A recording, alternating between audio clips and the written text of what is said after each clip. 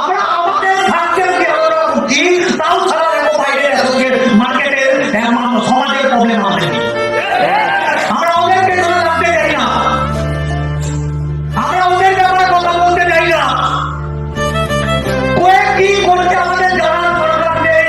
আমরা আমাদের গ্যালাক্সিতে আছি, আমরা আমাদের পৃথিবী নিয়ে ব্যস্ত। বাইরের সমাজকে নিয়ে আমাদের প্রবলেম নেই, কিন্তু বাইরের সমাজের মানুষদের আমাদের নিয়ে প্রবলেম।